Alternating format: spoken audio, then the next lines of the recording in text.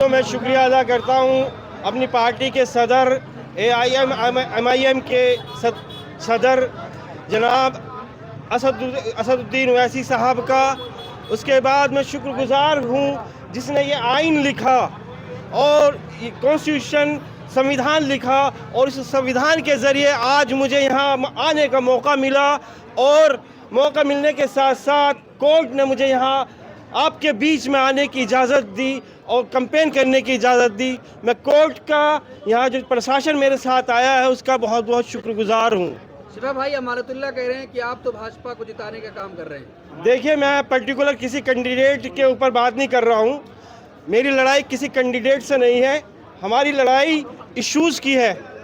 हमारी लड़ाई वो लड़ाई है जो पूरे हिंदुस्तान के लोगों ने लड़ी। उसमें जामिया मिलिया इस्लामिया ने जो एक आवाज़ उठाई थी, वो आवाज़ पूरे हिंदुस्तान में गई और उस आवाज़ ने एक हद तक NRC और CA पे स्टॉप लगा दिया। हमने वो लड़ाई लड़ी है। हम ओखला के सड़क के मुद्दे पर लड़ाई नहीं लड़ रहे, हम बिजली के मुद्दे पर लड़ाई नहीं लड़ रहे। हमारे इश्यूज़ जो AIM बीजेपी को जिताने के लिए लड़ रहे हैं, तो मैं उनसे सबसे ये मालूम करना चाहता हूँ कि आपने हरियाणा में किसके लिए लड़ा, आपने महाराष्ट्र में किसके लिए लड़ा, आपने गोवा में किसके लिए लड़ा, तो फिर आप बीजेपी की बी टीम हुई। क्योंकि आपने गुजरात, गोवा, महाराष्ट्र, हरियाणा में कांग्रेस को हराने का काम किया। आज इसी तरीके से दिल्ली के अंदर कांग्रेस में बीजेपी के साथ काम कर हर सीट पे खड़ी हुई है, तो यानी कि वो बीजेपी के लिए काम कर रही है। हम तो सिर्फ 2 सीट लड़ रहे हैं, हमने ज़्यादा सीट नहीं लड़ने की कोशिश करी। हमने सीलमपुर भी नहीं लड़ी, हमने मटिया महल ने लड़ी, बल्ली मारान नहीं लड़ी। हम लड़ सकते थे, वहाँ पर मेजॉरिटी ऑफ वोटर्स मुस्लिम्स हैं, माइनॉरिटीज़ हैं, लेकिन हमने वो लड़ाई नहीं लड़ी। हम ये चाहते हैं कि हमारा प्रेजेंटेशन हो, हमारी एक लीडरशिप हो, उस लीडरशिप में हम एक बार्गेन करने की ताकत रखते हो, उस ताकत के इस बिहाफ पे हम अपने इश्यूज़ को रेज़ करें।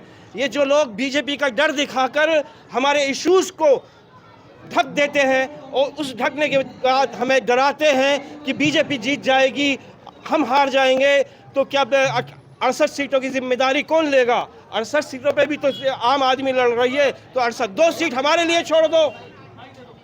जो और पार्टियां हैं यहाँ पर लड़ रही हैं, वो कह रही है कि ओवैसी साहब अगर आपके साथ खड़े थे तो 5 साल क्यों नहीं दिखे आपके साथ? देखिए, ओवैसी साहब रेगुलर 5 साल मेरे साथ कहीं ना कहीं बोलते रहे हैं, ऐसा नहीं है। और मैं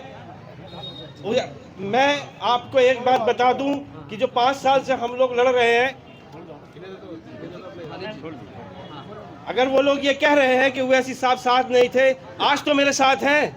आम आदमी पार्टी, कांग्रेस तो आज भी साथ नहीं है। कांग्रेस ने तो अभी आरोपी साबित किया है। संदीप दीक्षित का अभी बयान आया है कि AIM ने, असदुद्दीन साहब ने दंगाइयों को, आरोपियों को टिकट दिया है। क्या हम आरोपी हो गए? अभी तो चार्जशीट तक जमा नहीं हुई है, अभी तक चार्जशीट जमा हुई है, चार्ज पे बहस चल रही है। आरोप कैसे साबित कर सकते हैं अभी आप? अभी तो सिर्फ हमें डाला गया है UAPA के तहत, अभी हम पे कोई आरोप साबित नहीं हुआ किसी भी तरह का, तो कैसे आरोपी कह सकते हैं कांग्रेस के लोग?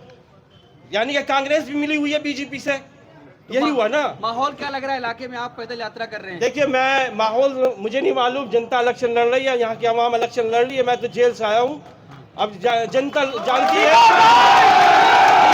माहौल कैसा। जनता ही बता सकती है माहौल कैसा है। ये तो जनता ही तय करेगी कि हक की लड़ाई लड़ने वाला कौन है, आपके हक के लिए कौन लड़ सकता है।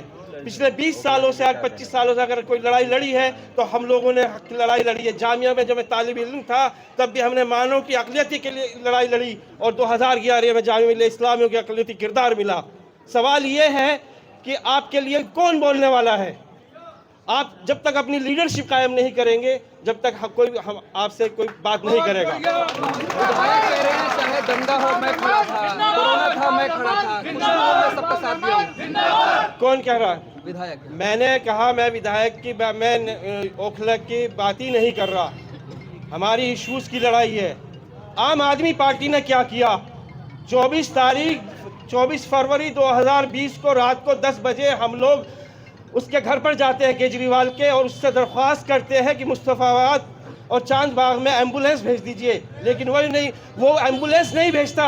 रात को 3 बजे हम पर लाठीचार्ज होता है, अगले दिन सुबह 12 बजे तक हमें थाने में रखा जाता है। केजरीवाल 1 मिनट के लिए नहीं हमसे मिला, एक बार भी उसने हमसे नहीं कहा। यहाँ से ओखला से तकरीबन 200 लोग गए थे केजरीवाल से मिलने, रात को 3 बजे 4 बजे हम पे लाठीचार्ज हुआ है। तो उस वक्त केजरीवाल कहाँ था?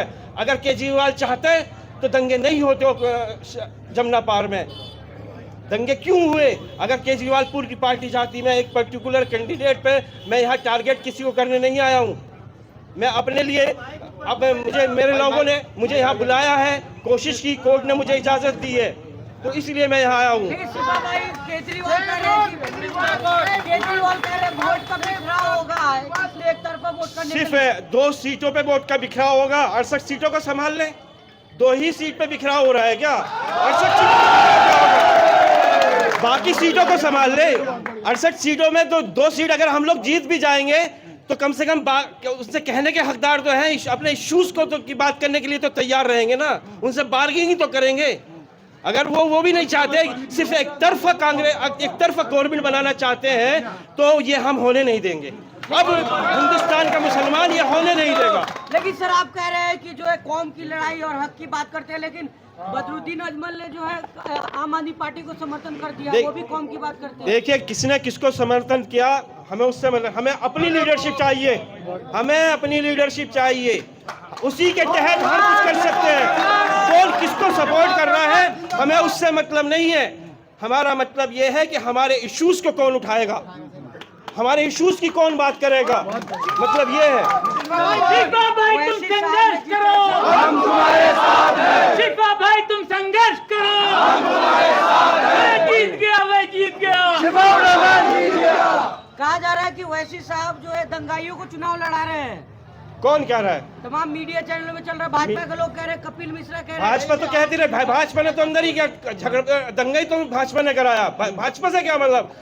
जो कांग्रेस पार्टी है, जब वही कह रहे हैं ये दंगाई नहीं, आंदोलनकारी है, हमारे कोई केस से कोई ताल्लुक नहीं है। देखिए, वो पार्टी चाहे, वो उनका पार्टी है, पार्टी किसको दे रही है? क्या लग रहा है? ओखला की जनता से क्या कहना चाहेंगे?